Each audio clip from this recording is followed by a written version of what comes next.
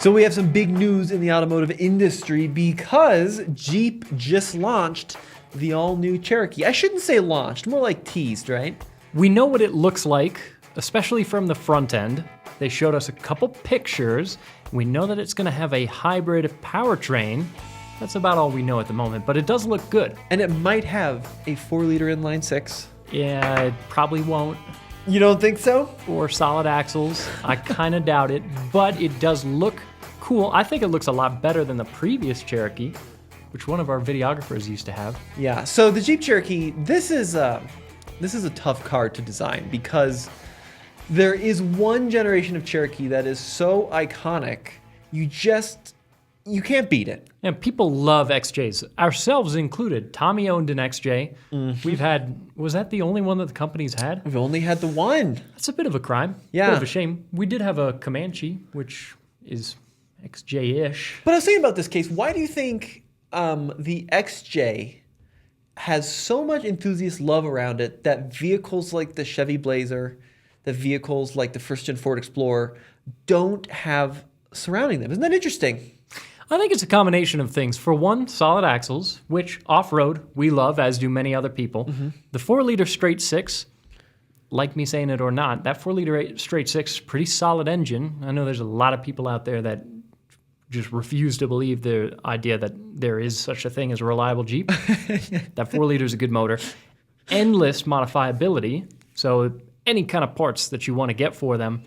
And this is probably the biggest one. They made so many of them. So there's tons of them out there, lots of parts out there, and people put them on 1-ton axles, they put them on 44s, people swap LSs into them, lockers, of course, and turn them into absolute monsters. So the XJ is really cool. In stock form, it's just a nice, relatively compact, simple, decently reliable, and still pretty rugged SUV. So whatever direction you want to take it, XJ's right there with you. I do think it's really interesting. So like Jason Camiza did this big thing on Haggerty about the XJ, and it was really well done. And he talked about, the packaging and engineering that made it better than like a Blazer or Bronco 2, right? And I get that. But when you look beyond that at like kind of the cult status of that car, right? Beyond just the fact like the 4-liter was very powerful and it had 4 doors, right? I mean, it's pretty interesting that like that first-gen Ford Explorer is not that far of a departure from a first-gen XJ. I mean, you could even argue the styling is pretty similar. Yeah. And they also sold a bajillion first-gen Explorers, but there's not the same kind of cult excitement around those boxy Fords that there is around those Jeeps. I agree. And I think maybe the lack of part availability for those Explorers is more of an after effect of the popularity of the XJ. I think the popularity of the XJ came first and then a lot of the aftermarket parts. So I don't know that that was necessarily the reason that they have the cult status that they do, but it is interesting. I think the solid axle thing goes a long way. Yeah, especially from an off-road standpoint. Now let's kind of talk about this new one. And Cole, I have a challenge for you, our producer.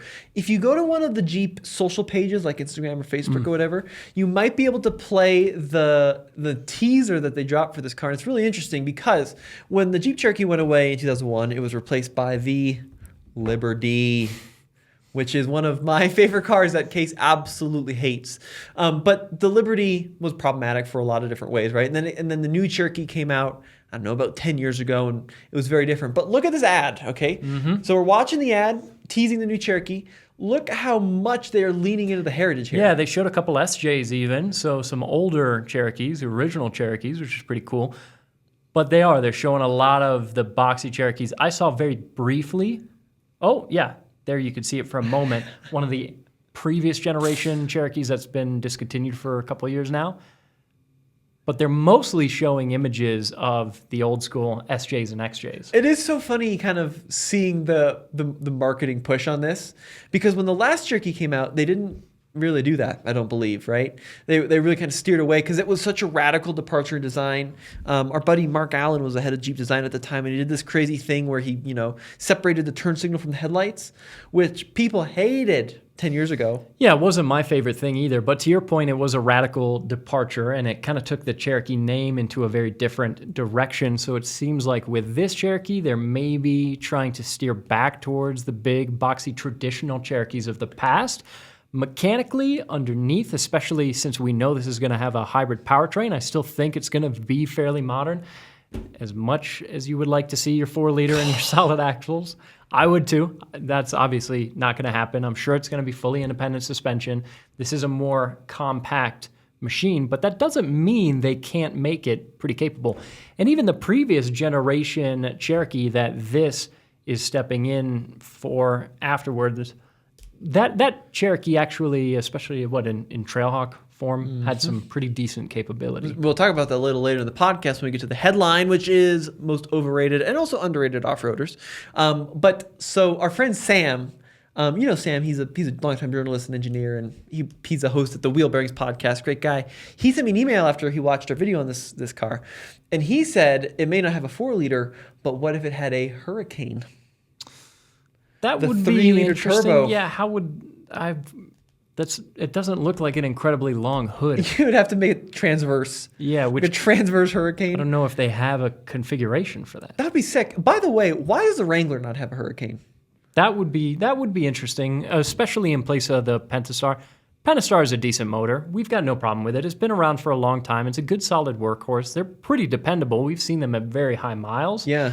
But it's not an exciting engine, nor is it one that's got a lot of bottom-end torque. And I personally, in an SUV especially, really like low-end torque. I don't want to be sitting there on the highway in an SUV doing, 50 miles an hour at 5,500 RPM Yeah. continuously. So something like the Hurricane, if you could spec that on a Wrangler instead of the Pentastar, that would be sweet. That would be sick. I mean, look, they have the 2-liter 4-cylinder, which is fine. They're also called the Hurricane, which is confusing.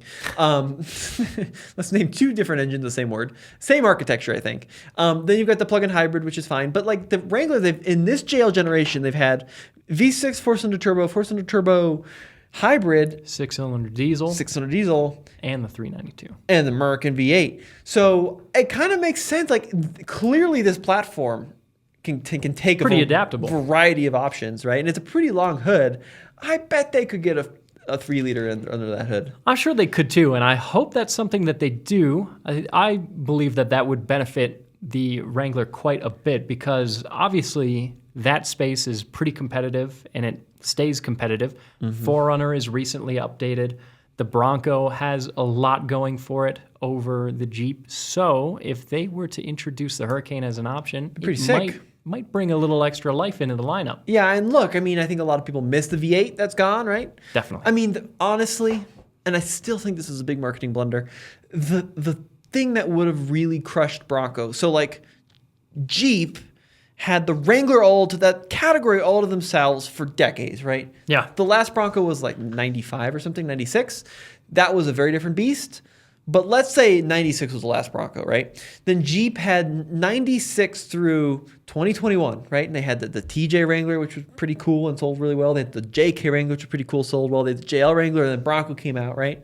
And then Jeep's response to the Bronco was the 392, which was awesome, but it was also $100,000. Yeah. And what they should have done is just taken the 5.7 Hemi and put it under the hood of the Wrangler, and then you would have had a much more affordable V8 powered off-roader with a cool exhaust on that thing. That would have been huge.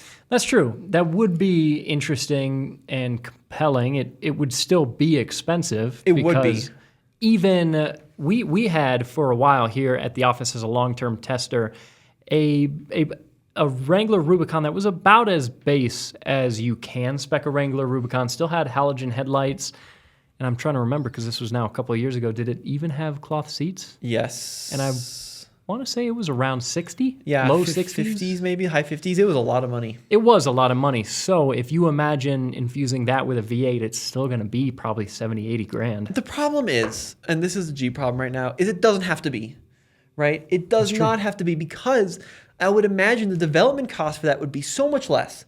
Because if you look at like, they already went through the costs to put the 6.4 in, right? The 5.7 is a similar engine architecture. Yeah. And if you look at like Challenger, Charger, and Chrysler 300, right? Those all have been able to accept Pentastar 5.7 and 6.4 and a 6.2 supercharged. I'm not saying it would be difficult to put the 5.7 into They it. would just make it expensive. But it has to be more expensive than the Pentastar. Yeah, which is already Which is already kind of too expensive. prohibitively expensive. So, But a V8 Wrangler for 45 grand would be awesome Is a hilarious thought. in 2025. Yeah. Because you can barely get a Wrangler for 45 grand. Yes. Yeah. Our cheap Jeep with no power windows or door locks or mirrors was 37 grand. Yeah. So closing in on that figure with no options. Craziness. Technically, it had some options. It had the automatic. It had the hard top. Those were the two biggest ticket items on that particular Jeep. But the fact that that was closing in on $40,000, Absurd. yeah, the idea of a $45,000 V8 Jeep, I love, but it's also a funny thought in this day and age. So expect a new Jeep Cherokee likely in 2026, probably 80 to 90 grand starting. Probably not with a 5.7 Hemi either. Probably not with the 5.7 Hemi. If it's an e-torque, they said hybrid. You know what's There you go. interesting? There you go, e-torque Hemi. What I always find interesting about Stellantis is they have been very successful with very interesting cars, like the Hellcats. Like the Wrangler's been very successful, right? Yeah. TRX very successful. The cars that they struggle with are the non-interesting cars. So like think about all of the small crossovers they've tried throughout the years that just aren't very good. The Hornet, The Hornet, pretty recently. I would argue the Compass, right? Just not very competitive with their major, especially Japanese Yeah. rivals. And that was the previous generation Cherokee's problem. Like it was a fine car, but you're going up against CRV and RAV4 and Rogue, which do a lot of things just better, and they have that kind of built-in reliability. This is a very hard segment for them to conquer. It's definitely a hard segment because it's extremely competitive. But if this, well, what do you think? Is this going to be sized more like a Passport or a Bronco Sport? Because the Passport's bigger than the Bronco Sport. Can I be honest with you? I think of those two as the exact same size. In my head, They are similar size. there are so many. The Passport's definitely bigger. Okay, that one maybe. But there are so many nitpicky now sizes Yeah, that's of true. crossovers. This is such a massive segment that it gets broken down into all these sub-segments.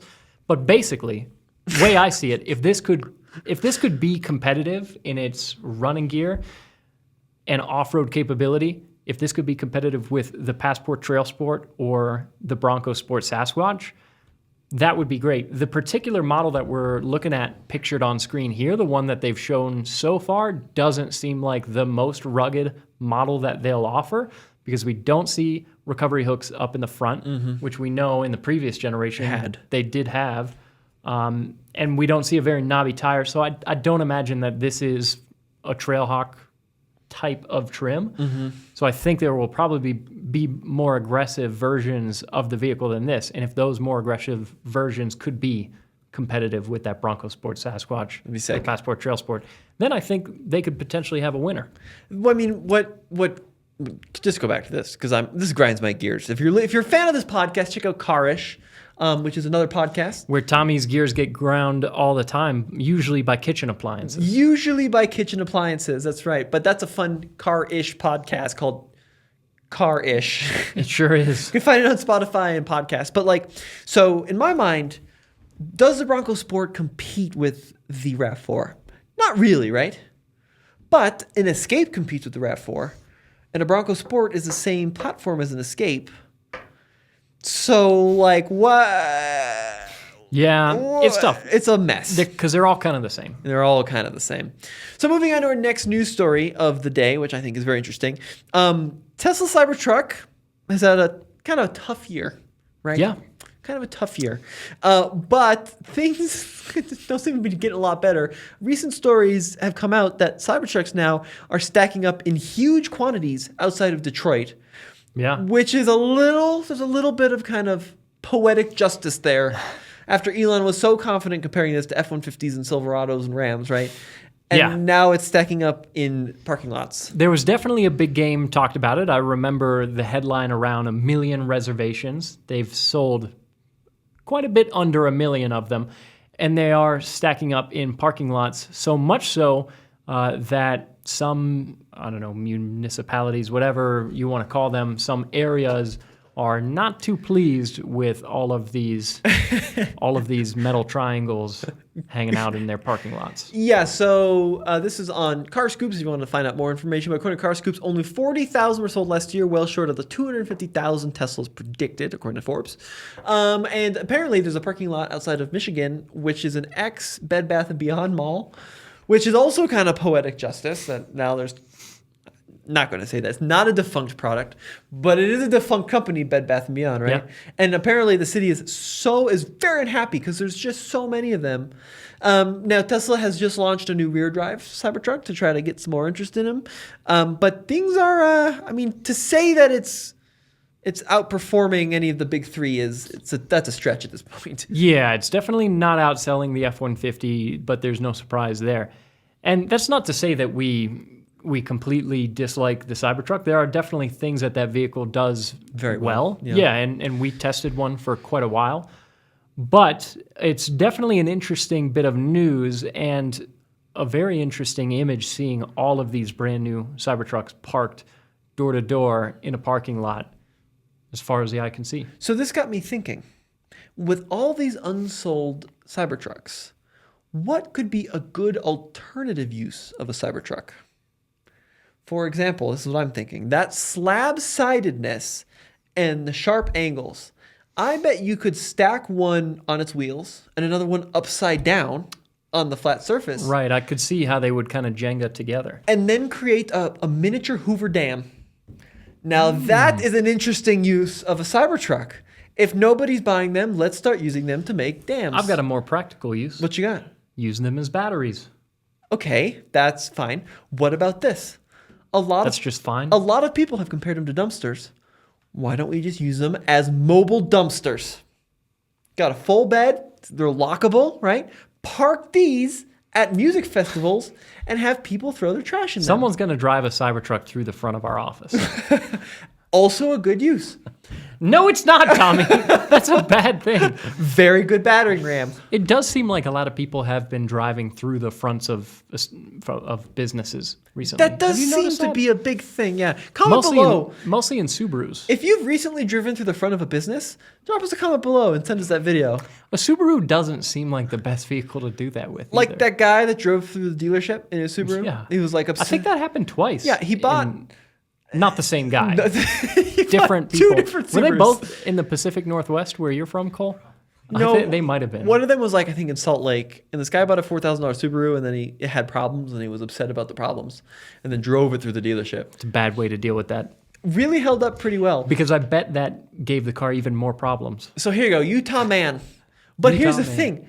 Look how Ooh, well that Outback held up. It does look like it held up pretty well. Did you see that? Did you see how well that front end took that blast? So imagine how well a Cybertruck would hold up. That's what I'm talking about. Don't drive cars through the fronts of stores. No, but if you do, drop us a comment below because I'd love to hear about it. We could have the market cornered on people that drive cars through the fronts of stores. That's a bad market, Tommy. We need to steer away from that. I also think that the battery is genuinely a good idea. I said it. Case had a good idea. Thank you very much. Case had one. It's the first one of the day, maybe the week. But I think the good news about this, if you wanted a Cybertruck, I'm willing to bet you can get a pretty hot deal on one. Yeah. I also think that these would be good to park inside of schools, not drive through schools. God, don't drive a Cybertruck through a school. But the sides of these could easily be used as a dry erase board. Yeah, but they've got a lot of sharp edges. That's true. You'd have to put like those little like, when you're like kid-proofing a house, you put those little like smudgy things on. Yeah, or you'd have to dull them, file them down, deburr them a little bit. You almost wonder why they don't do that from the factory. Maybe they'll offer that as an optional extra at some point down the line. Deburr the Cybertruck, kind of sand down the edges a little bit. Yeah, so you don't get cut by it. I mean, how many people at the office got cut by ours? A couple. Gavin got really hurt by ours. Yeah. Yeah, do you remember? Poor guy, our intern. Gavin, and then Zach. Zach got cut by ours. Cut from one. Yes. Nathan got. Do you remember like when all those people were doing those videos chopping vegetables? Oh God. And one guy who was especially enthusiastic closed his finger in it. He's like, it's fine. Cole, did you see that video? And then it wasn't fine. He wanted to prove that the front trunk would open if it hit his hand. Okay. And it just cinched down on his finger. And he's like a big Tesla like fanboy. And he's like, see, it doesn't hurt. And then he's like, it doesn't hurt that bad. Yeah, it was. Hey, look, it's Pete Davidson. Unbelievable piece of video. This is an ABC Chicago video that were pulled up. Yeah, so he puts his hand in the front trunk to prove that the also Cybertruck. A bad idea. Don't do that. Don't drive your Cybertruck through our office or put your hand in the front trunk. So here he goes.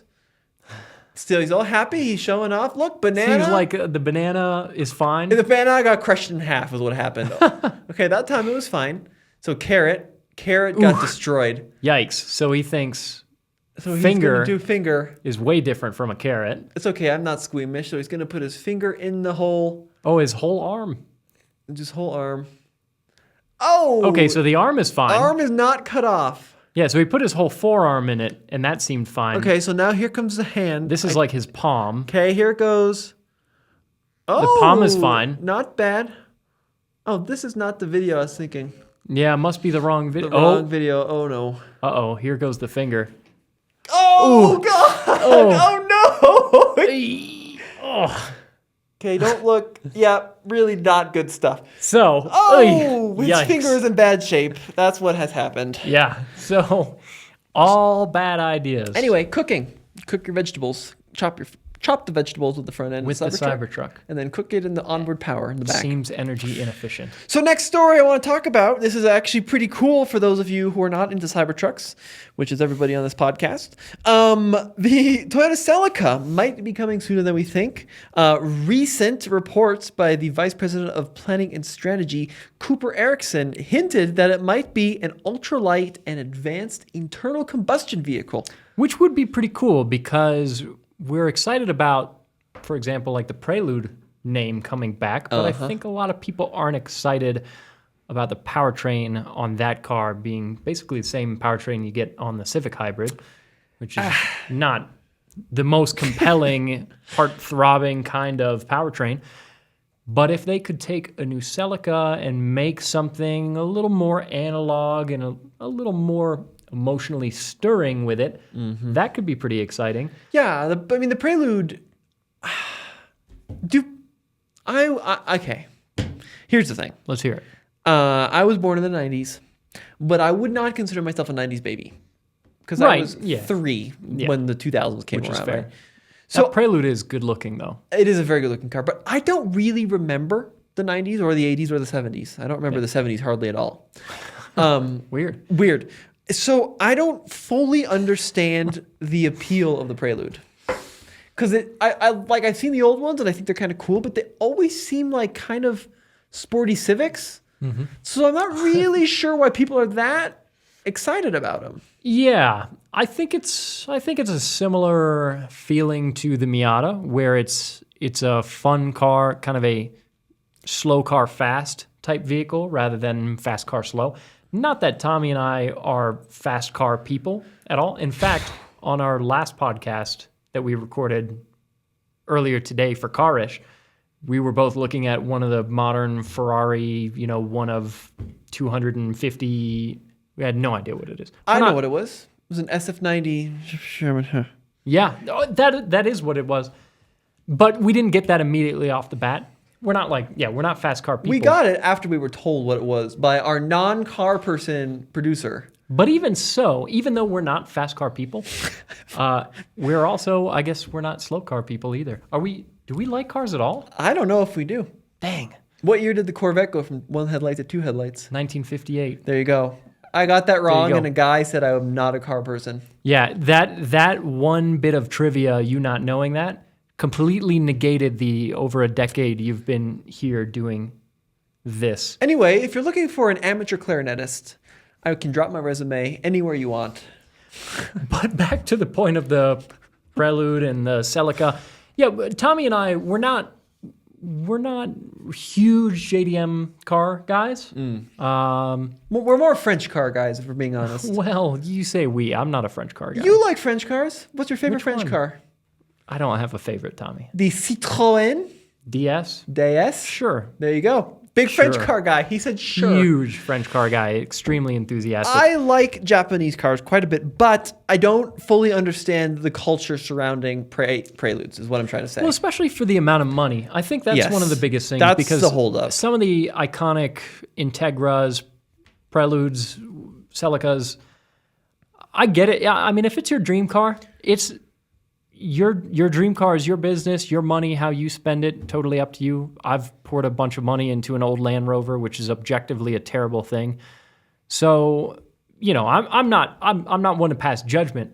I'm just saying, and I think it's the same for you. it's not our go-to. And what I'm going with this is I feel kind of the same way about the Celica. So Cole, look up the all-wheel drive Celica rally car. Remember these? Mm-hmm. The quad headlight turbo machines. So when I think of Celica, like the GT4s are freaking rad, right? Yeah. Okay, now look up like a 1995 base model Celica. And this is also what comes to mind. Like a lot of Celicas were kind of just, look at that machine, right? Yep. A lot of Celicas in my mind aren't performance cars at all. Oh, look at that egg. That doesn't scream performance to you? 123 horsepower. So like this is the Celica I think of when I think of Celicas. And the ones I see are like they're kind of like Corolla coupes. And that just doesn't get me going. Understandably so. But I got to give Toyota credit because one thing that they've done really well in the past several years is their enthusiast cars. Yes. So GR86, not only the Supra, but bringing the manual transmission to the Supra, the GR Corolla. We've got a wealth of some pretty fantastic performance cars, drivers' cars from Toyota here in the States, even a couple others abroad, GR Yaris. Oh, yeah. For sure. Yeah. No, they're killing it. Stuff. So if they do that same thing with the Celica here, then it's got a lot of potential. And I'm not complaining about a new Celica. I'm dead excited about it. I think it's the more enthusiast cars, especially if it's potentially ultralight and internal combustion, this could be freaking awesome. So I think that there's really big potential for a very, very cool car here. But I guess the bigger point that we were very slowly wandering toward is that we're not like massive Celica people as it stands. The best Celica is the Celica Supra, which is a Supra. Yeah, exactly. Right? What it became. Yeah. No, I just think it's important to keep some of these nameplates in perspective a little bit. But look, I'm all for it. I hope they do it really well. I mean, I would imagine they're probably gonna maybe keep it front wheel drive with like that if they are able to utilize that 3-cylinder turbo and the which Corolla. is fine. Be cool. Imagine if they made a Celica that went after the Civic Type R. Oh, sick. That'd be cool. That would be so cool. Yeah. So hopefully they do it right. And I'm happy the Prelude's coming back. To your point, that new Prelude, even though I'm kind of unsure about the powertrain, the design is amazing. The design's awesome. And if at some point down the line they play around with the powertrain on the Prelude a little bit, then that could turn into something really cool as well. So, Cole, look up a picture of our next story, the Kia Tasman. Now, what's going on with the Tasman now? A great question. The CEO of Hyundai in Australia went and said that apparently they're building an actual Hyundai pickup. And I don't mean like a Santa Fe. I mean a truck. So kind of interesting, right? Now, I spent some time with the sister, I would assume the sister of this car, which is called the Kia Tasman, which is an absolutely crazy design. It kind of looks like your truck. So, well, no, but so you're thinking the Tasman could turn into the Hyundai truck that maybe we'll see here in the States? Yeah, I really actually think that a Hyundai truck would be quite popular. So the Kia Tasman is a body-on-frame truck that competes with like the Ranger. It's an actual mid-sized truck with a solid rear axle. It's got locking differentials. Yeah. So again, not like the Santa Cruz. Not at all. But I think that a Hyundai version of this could be popular in the States. I don't think the Tasman will be popular in the States. You know why? The way it looks? It's horrible. So you've seen one in person because were you in Korea? I was in Korea. Yeah. And it is one of the strangest looking vehicles ever. It looks like a turtle in the front. Yeah. And then it's got water wings in the back. And you think that looks like my Cummins? A little bit. Okay. Well, okay, hear me out.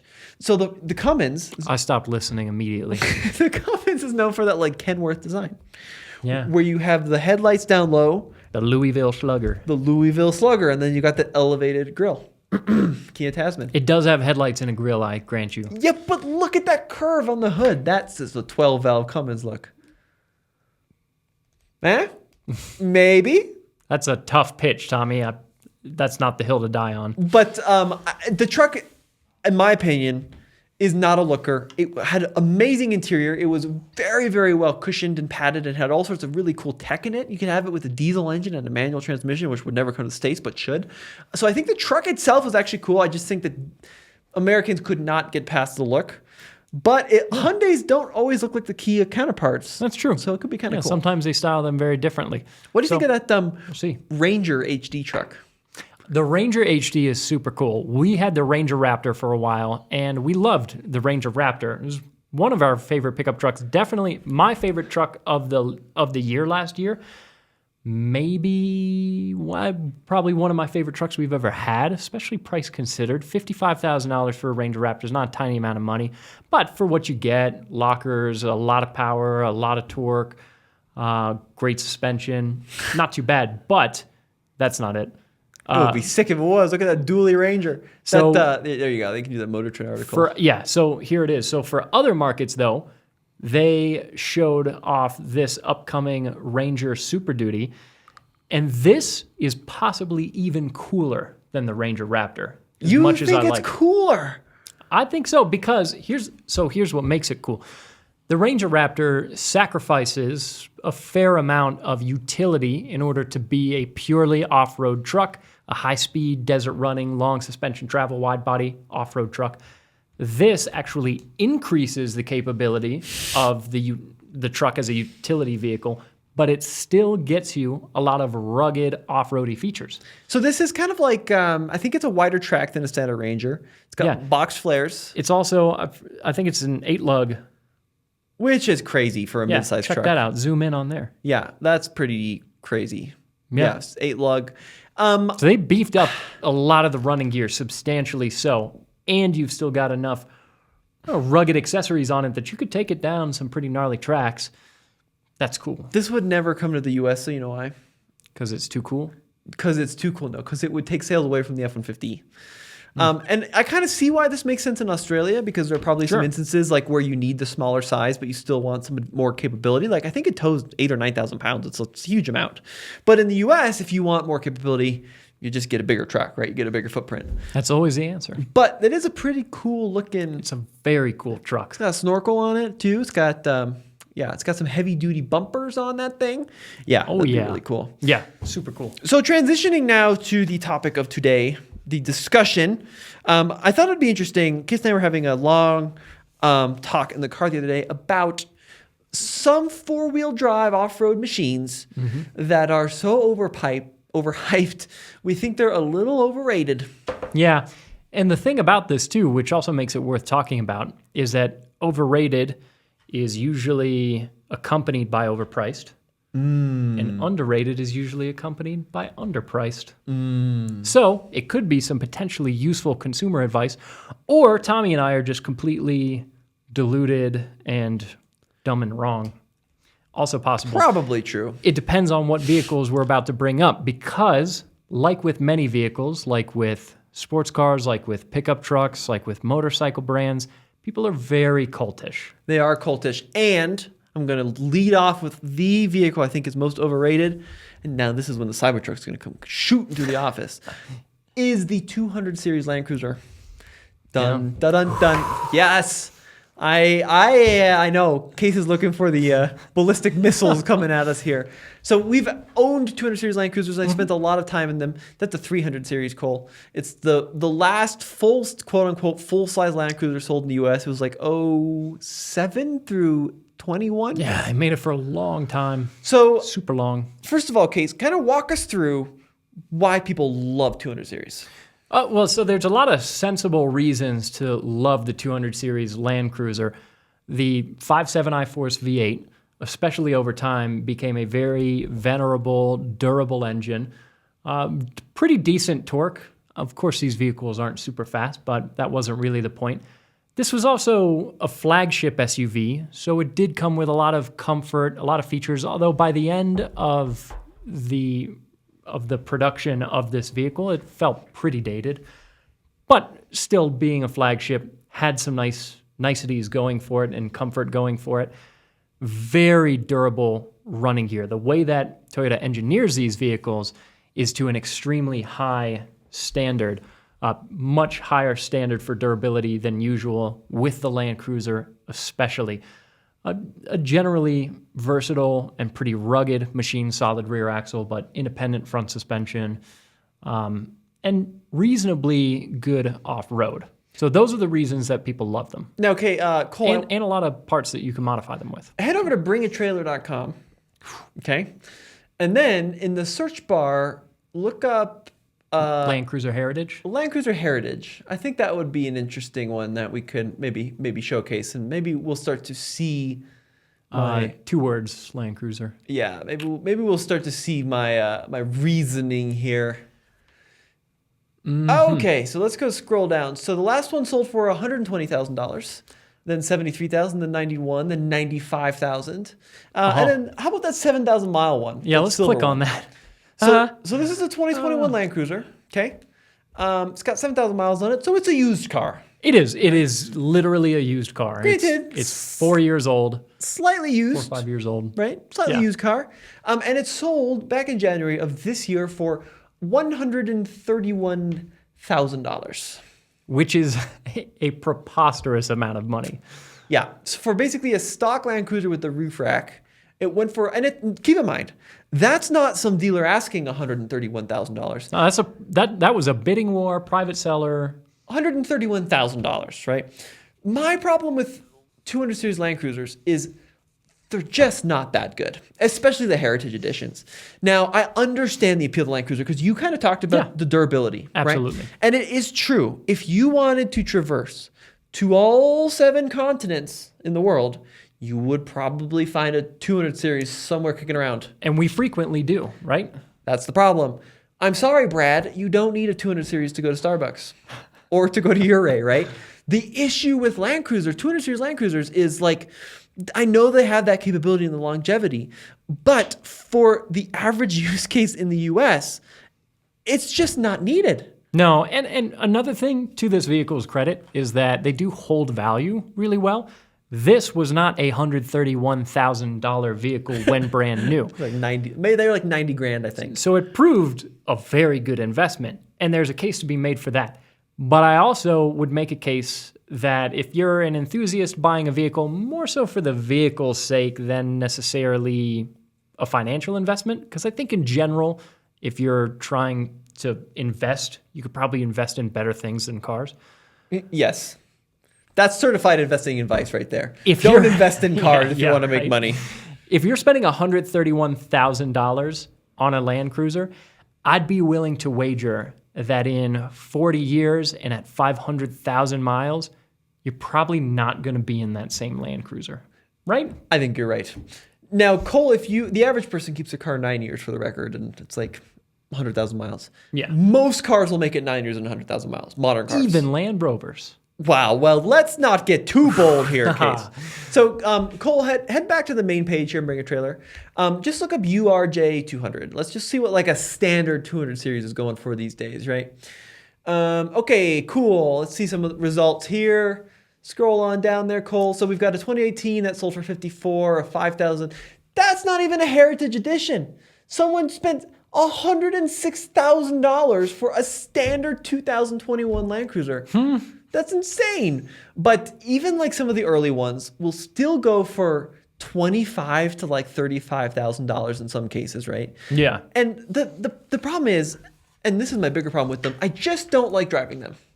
I understand the durability, but I always felt that 200 series are very, very bloated, right? Especially on trails. Yeah. So, because here's an important distinction, and when you're looking at off-roaders, it's not one type of thing that you're looking at. So something like this Land Cruiser would do really well, like we said, overlanding, traversing continents where you're on some rugged roads, but they're roads. What we mostly do, Tommy and I here in Colorado, is rock crawling, driving up over big, steep, tall boulders. And this versus a Wrangler Rubicon or a Bronco Sasquatch, this is not in the same league. No. As a rock crawler. And I know people are going to say, well, of course it's not supposed to. But even if you compared a lifted built-out 200 series to a bone stock 4Runner, the 4Runner is going to be so much more nimble and agile. And that is an area of off-roading that people constantly overlook, even if you're not rock crawling. If you're doing forest roads, right? More mild stuff. If you're going through the mud or through the sand, like weight is your enemy of everything.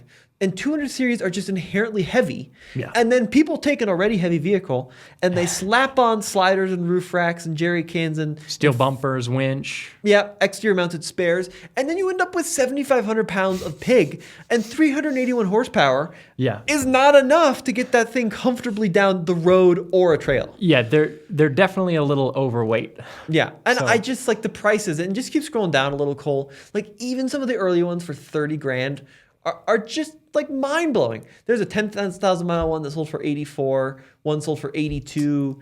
They're really big money. Yeah, point being, even a less durable vehicle, you could probably do quite a bit of maintenance on before still- it costs $131,000. And also, like, I think for the size of the vehicle, they're pretty badly packaged. Like the third row is kind of cool how it folds up, but it's also totally impractical for a use case. So look, if you are in the UN, this is not an overrated vehicle. If you are looking for an overlander for American roads and like the 2 weeks that you got off Brad per year, just any car will be okay. And look, at the end of the day, this is all just Tommy and I's opinion, all for fun. If a 200 Series Land Cruiser is your dream vehicle, then that's a great dream vehicle to have because it's one that's probably not going to require a lot from you other than that upfront investment. But as far as overrated or underrated goes, Overrated. I'm kind of inclined to agree with you, especially ones that are going for over six figures. I don't see it. All right, I've got an underrated car now. Let's hear it. The 250 Series Land Cruiser. Yeah. The new Land Cruiser that we get in the U.S. This is one that Tommy and I were just talking about because this is a vehicle that gets quite a bit of hate, mostly because it's not the 200 Series Land Cruiser. Yes.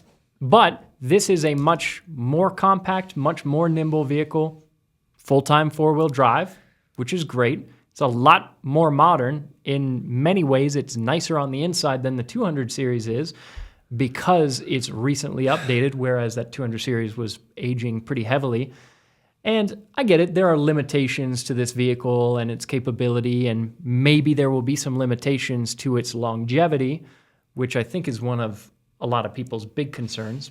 But I think we're maybe jumping the gun a little bit because these haven't been around. They just came out. Yeah, they haven't been around long enough for us to definitively say, oh, you know, Toyota's longevity and durability has just gone away completely. And look, so the story behind this is, and this has been the case for decades and decades and decades, just not in the U.S. It's like for years abroad, you have the Land Cruiser, which is 100, 200, 300 series, and then you have the Prado, which is like the 150 and the 250 series, right? Mm-hmm. And they're a lighter duty application, right? But when you read about these things online, when Land Cruiser people talk about these, it makes it sound like it's made out of little bits of sticks and bubble gum. Right, and it's going to be a constant nuisance, and it doesn't deserve the name. But it still is a Land Cruiser, right? Yeah. Regardless of what you want to say, it's still TNGAF, which underpins every other Toyota truck at this point now, right? And it's a very on a trail. I would take this over a 200 series, 10 days out of 10 days. Especially the trails, again, that we have out here in Colorado, where what we're going to be doing is navigating through, a lot of times, pretty narrow trees, through forests, up and over rocks. This vehicle, like you said, more nimble, much lighter weight. So, yeah, I agree. And the thing is, it's like dimensionally, they're not that different. The original press release that Toyota came out said that this car was a couple inches shorter than 200 series. But realistically, from a length standpoint, they're not that different. Width, they're a little narrower, like you said. But they just feel so much more svelte. They feel a lot more athletic. Yeah, and also, the other thing, too, about 200 series, which just drives me crazy, they have a really high belt line. And they're kind of hard to kind of get a sense out of. Where these 250 series, you got really big windows. You got that low-cut belt line. So it feels much more maneuverable just from a visibility point. Yeah, and if you're out there with steam blowing out of your ears and you're red in the face hearing us talk good about the 250 and bad about the 200, we're not saying that the 250 is a definitively better vehicle than the 200. No. Just rather saying that this probably gets more hate than it deserves, and the 200 probably gets more love than it deserves. And at least where we live in Colorado at 6,000 feet above sea level, the 200 series that we owned was kind of a dog. Especially when you put them on tires, right? Definitely. So you hear V8 and you think, oh, that's going to be powerful, right? But this is more torque than the 200 series. Mm-hmm. And yes, it sounds like marbles in a blender. Yeah, it Not a doesn't good sound sounding exceptional. engine. But when you're going up by 70, you're not doing 7.5 mpg on the steep parts. Yeah. And you are doing 75 miles an hour Yeah, you can actually maintain speed at altitude on steep grades, which is great. with an 8-speed automatic transmission. Yeah. So let's go back to another overrated off-roader. What are you thinking this time, Tommy? This one's going to be another fight. I know I'm gonna take this one, right? And I will admit there's probably some inherent bias here, but I just can't get into the Subaru thing. And here's the problem. I really like Subarus. Yeah. Genuinely. And the story is that Subaru doesn't work with us because of an incident 10 years ago where we took one off-road and we did put some pinstripes in the paint, right? And then they took it out of our garage. It was a whole thing. I don't want to go into it again. But beyond that, we've owned a bunch of Subarus since then, right? Absolutely. And genuinely love a lot of their products. Like Crosstrek, we bought brand new. Fantastic car. Our producer Ian has been driving, or videographer Ian's been driving it for 3 years, I think, 70,000 miles. Nothing is broken. Really good cars. The problem I have with Subarus is not so much the cars, it's some of the marketing, and then I hate to say it, not the profiling one, but the people that drive Subarus that claim they can do far more than they can do. And I do get this a lot. Honestly, my honest opinion is that I think most Subaru people are pretty realistic about their vehicle's abilities. And the Wilderness Editions are genuinely quite a bit more capable than the standard stuff. models. Yeah. It genuinely makes a big difference. They add quite a bit of hardware. It's not just an appearance package to make these machines much better than the standard models. But there are limitations to what these vehicles are capable of doing off-road. Obviously, this is not a full-size Bronco competitor. It's obviously not a Wrangler or 4Runner competitor. I think that most people know that. I hope you're right. I do agree that at times the marketing for these vehicles goes a little over the top, where they're making it seem like this is your new trail rig to take to Moab, and that is not at all the case. I feel that most people see the marketing, understand what they're driving at, but also understand that it's not a Moab Rubicon Trail rock crawler. And that's the comments we're going to get is and I know I'm getting ahead of you people because I know the number one comments could be like, Tommy, no one compares this to a Wrangler, right? No one compares this to a Moab machine. But the people I do interact with, I think have a tendency to overstate some capability aspects, and largely based on the marketing. Now, the thing about Subarus, and I'm not only going to call it Subaru, it's also the same way I feel about most of the Rock Creek products from Nissan. Sure. The Woodland products. Pretty much any soft roader with an off-road package. Yeah. For the most part. It's just Subaru's, I think, the most bold in their kind of marketing of the vehicle.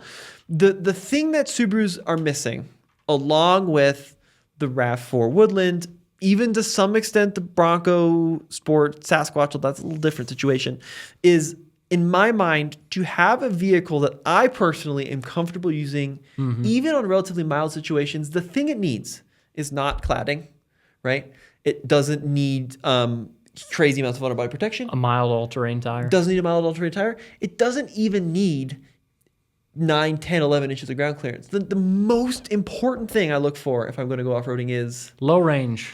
Low range. Yep. Yeah. Absolutely. So having an ability to multiply the torque in that engine. Yeah. For not only the ability to crawl up bigger things, but for the control that gives you is the most important aspect. I agree. And if you're sitting there thinking you guys are wrong, low range isn't that important, hard disagree. Yeah, hard disagree. Genuinely hard disagree. Low range is genuinely, I agree with you. I think it is a prerequisite for anything that's going to be half decent off-road. There are some vehicles out there that get impressively far without having a low range, especially some of the more modern transmissions that have 8, 9, 10 gears, where the first gear is geared pretty low. So some machines are surprisingly good without a low range. I think it was Cole and I went to California to test the new Bronco Sport Sasquatch. Yes, that was. We did a little bit of rock crawling in that. Do we have some of that video? To Ford's credit, for this event, some of the stuff that they put us on, and this is a vehicle without a proper low range, some of the things that they put us on with that Bronco Sport Sasquatch was pretty impressive. I was very positive in this video, in my review, because I genuinely like this Bronco Sport Sasquatch quite a bit. And it's not just a honeymoon thing. My girlfriend has an older Bronco Sport Badlands with a rear locker. It's a pretty decent machine. I've taken that on a trail with her. And we did some trails in these that even on camera look reasonably challenging. And the car did pretty well. So there's always exceptions to that rule. But I agree, if you're claiming to have a bona fide four-wheel drive, it's got to have low range. A little later on from here, I think we did one climb up a rocky slope that was pretty decent. Although I can't remember if that was that one that you got out of the car to film. Yeah. And like the thing is about the low range thing is, so you can get up the same obstacles that you can get up on a lot of other traditional four-wheel drives, but what you end up having to do is using momentum. Speed. Yeah, which is problematic.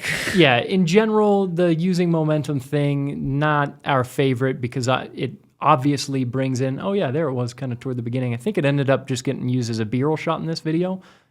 Yeah, so here in a moment, you'll see us cruising up. Look at that. Oh yeah, it's pretty steep. Yeah, pretty steep. And again, we were touching the other side of these Bronco Sports.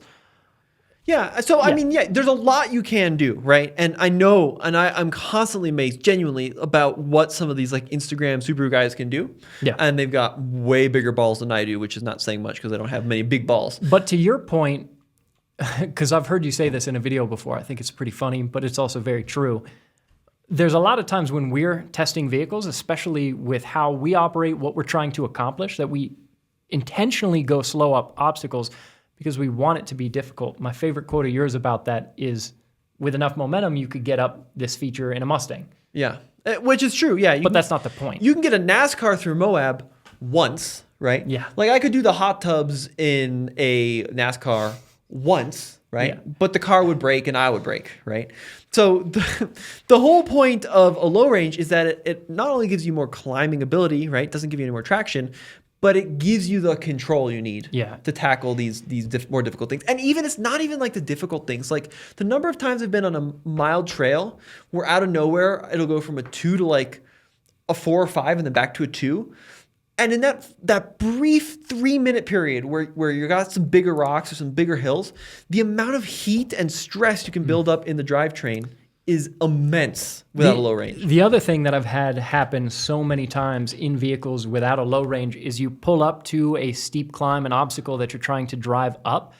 You're in first gear, so you're in the lowest gearing you can go into because you don't have a low range in whatever vehicle it may be, and you go foot to the floor in first gear, and it's just trying to push up a rock, and it can't do it because you don't have that torque available through all that extra gearing with a low range. So yeah, it is. It's massively important. And then the thing that you mentioned is interesting too, like that rock example. So then your solution is, well, I can't climb this rock, so I have to take it with speed. Then you approach that rock at, let's say, 5 miles an hour. The suspension compresses, because that's what it does. Then your front end digs into the dirt, right? And then you're either pulling off plastic or you're breaking an oil pan, or you get to see the inside of your radiator. Yeah, you get to see the inside of your radiator. So then you have to make up for that with skid plates, right? Mm-hmm. And then things just like, it's just a cascade of problems after that. Yeah, I think it's very easy to make a vehicle look more rugged with a trim package. And those things that are added to it do genuinely make it more rugged. If all you do is take a bog standard crossover and put knobby tires on it, it has more traction. It's now more rugged. But if we're talking about 4x4s, off-roaders, I agree. I think a low range is an absolute must. So I'm not only calling out Subaru on that, I'm calling out everybody. And there are exceptions. I mean, my two notable exceptions, Bronco Sport, right? And the way you can kind of sort of fake a low range is you make the first gear extra short, right? Yeah, which they do in the Subaru products. Yeah. Gear. Yeah, CVT. Yeah, but they changed the final drive, Exactly. which is great. I think that's an improvement. makes a difference. It does make a difference. And like the four-wheel drive programming is excellent. I've run a Forester Trails Wilderness yeah. through the slip test, and they're pretty awesome, right? And then like same thing with the Honda Passport, right? That iVTM4 coupled with that automatic is very good. Yeah. So I'm not saying they can't be good. I just like I'm having more and more problems, and I think Subaru is actually not the worst offender, but there's a lot of other worse offenders where they put cladding on. I mean, and like the classic example of that is this model we have on our desk, which is a 1945 Willys Jeep, right? And this is a vehicle, thank you, Case. It has no cladding, right? It really has no skid plates. It has, realistically, I think on ours, we actually own a big version of this, under 8 inches of ground clearance. Not a lot of ground clearance, right? Doesn't have an X mode, doesn't have anything special. No X mode. And has 54 horsepower. But what that little Jeep can do is unbelievable. It is. It's very impressive. Because of the low range and the lightness. And there's a lot of things that people talk about in off-roaders that I think are good indications that you're probably dealing with a legitimate rugged 4x4. Things like body on frame, solid axles, things that I love. But I don't think that solid axles or body on frame are as necessary as a low range. I agree. Because there are plenty of off-roaders out there that are not body on frame. Mm-hmm. Like what? Grand Cherokees, right? Aren't all the Grand Cherokees? They're all unibody. Yeah. Body and frame is kind of... I've heard a lot of people try to, and someone's going to do it perfectly in the comments, which I encourage. Yeah. I hear a lot of people explain the big advantage of body on frame. But in the real world... you can the actual structure of the car is less important than how the suspension is attached to the structure. For sure. And I think like with body on frame, it's actually almost advantageous that it has less structural rigidity because you get some more flex in the frame or the body. Like you see that on your truck, right? And I'm not saying there's no advantage of body on frame, but I don't think it's nearly as important as a low range. And I think like back in the day, unibodies just weren't as stiff or as strong. Sorry. They just couldn't take the abuse that a body on frame could, right? And that I think has changed a lot. I mean, look at like new Defender, right? It's not as good off-road as maybe like a Wrangler, but it's pretty freaking good with a unibody and independent suspension. And the same thing with solid axles. I personally am a massive solid axle fan. 2 of the 4 vehicles, so 50% of the stuff in my driveway has solid axles front and rear. Mm-hmm. I've got a Disco 2 with a solid front and rear axle and a Cummins with a solid front and rear axle. Love solid axles, but a well-designed independent suspension can accomplish pretty much the same thing. Case in point, the full-size Bronco, Sasquatch package, disconnecting sway bar. You look at a side-by-side between that full-size Bronco articulating and a Wrangler Rubicon articulating, and I'm not saying the Bronco is better.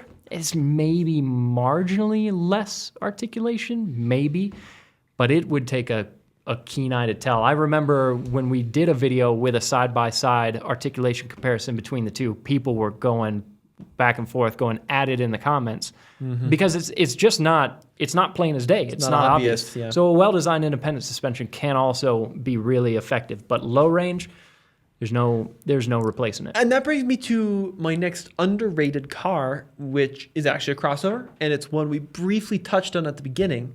But the previous generation, don't even get me started. Liberties are amazing. We'll have that argument in a sec. But on that same line, the previous generation Cherokee Trailhawk. Mm-hmm. And the crazy thing about that is, like, you look at that car and you're like, well, it's just like that Outback Wilderness we just looked at, right? Yeah, just a normal Cherokee with knobby tires and cladding. Exactly, right? It's got some underbody protection, just like the Subaru. It's got some aggressive-ish tires. But then Jeep went to the extra extreme. I mean, I would argue the next important thing to an off-roader other than a low range are recovery points, right? And these had actual recovery points that were rated to the well beyond the GVW of the vehicle. Okay? Yeah. And then these actually had a low range, but the way they did it was insane because most of these crossovers are front-wheel drive transverse platforms.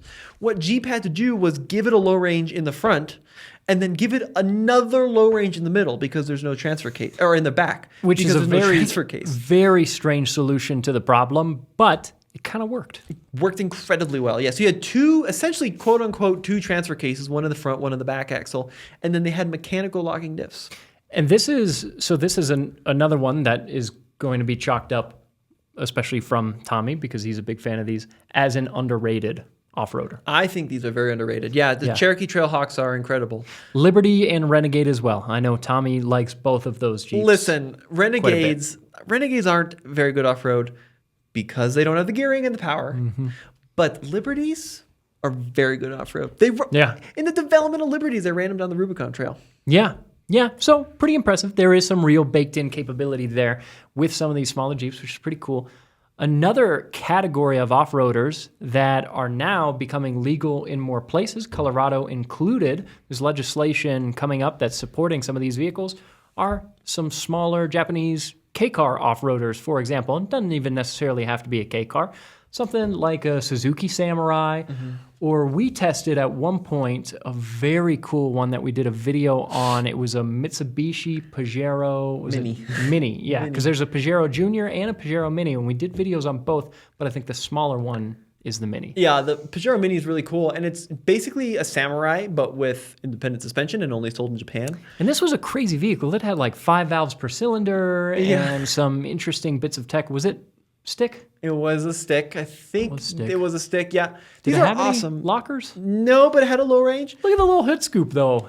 God. I mean, this one may have even been a turbo model, but they're basically Samurais is what they are. And when you kind of got a momentum, but this is a class of vehicle too, beyond just the K cars, which are exceedingly tiny for American roads. Yeah. But this whole like class of small Japanese stuff. So Samurais, sidekicks, right? Yeah. Vehicles like the Isuzu Rodeos, which may be a little bigger. Oh, what was the Geo? The Trackers. The Trackers, Suzuki. Yeah. So all of these vehicles are kind of in the same vein where they've got the original Jeep formula in that they are incredibly small and lightweight, and that will take them pretty much anywhere. And this is kind of a cool point because I think the same thing happens with off-roaders that happens with performance cars, where sometimes we get so wrapped up in the pursuit of the maximum amount of performance, we forget that we're not doing this for a living. We're not sponsored. We're only going out to these trails to run these vehicles for fun. Yeah. And you can absolutely take a small vehicle like this on a pretty mild trail, because with a vehicle like that, even small rocks start to look a little big, and just have fun. 22-inch tall tires, yeah. Yeah. But they're incredibly fun, and they're incredibly cheap, and they're also incredibly reliable. Yeah, so I think massively underrated, because people always talk about what's the best off-roader. What about what's the funnest? The funnest, I like that. You know? It's good. This is another off-roader. I don't even know if you knew this. The Suzuki Grand Vitara. Oh, yeah, absolutely. Competed with the RAV4. Is it actually good? Yeah, with a low range. No way. Yeah, Suzuki Grand Vitaras. That one, those last generation, that one as well.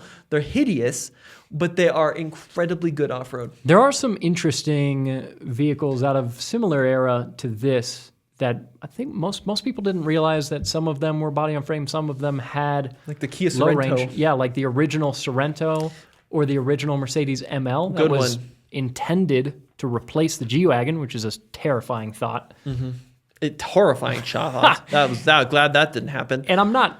Those two aren't necessarily great off-road, because you blew up the transfer case on a pretty mild trail. I did. In the ML. Yes, it didn't like bigger tires, but and then we tested a Sorento, a little bit of first generation Sorento, and it was okay, not great.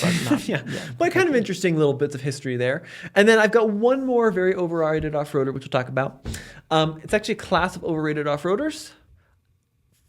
Heavy-duty four-wheel drive off-road packages on trucks. So I'm talking like F-250 Tremor, Trail Boss, Ram Rebel, the 2500 and 3500 versions. It bums me out to say so, because I've got a Cummins that's four-wheel drive. It's on 35s. Well, heck. Well, we'll pull up a video of a more relevant one. We did just take mine to Moab, and I think you were mildly impressed or surprised with what it was also 30 years old and quite a bit smaller than these ones. That's true. Some of the modern off-road trim packages on HD trucks are They're cool. They look really cool. But you get them on a trail, and it feels like you're doing something wrong. Something about it just doesn't seem right. The problem is what you need for a trail like Moab, Utah, or even like a forest road where you want soft, supple suspension and articulation. Not on an HD, yeah. Is exactly the opposite of what an HD truck is designed for, right? Which is for hauling and towing capability where you need a really kind of firm spring on it. You don't want a lot of movement in the rear end. So the two are kind of diametrically opposed. And I think some do it better than others. Like this Tremor that that was actually pretty cool. Yeah. I thought it did pretty well. But like some of the GM stuff, especially some of the GM like AT4X stuff in the past, specifically the HD stuff, is pretty bad. So I completely understand your stance on these, but I also completely understand why people buy these. Those are awesome. Because, so two things.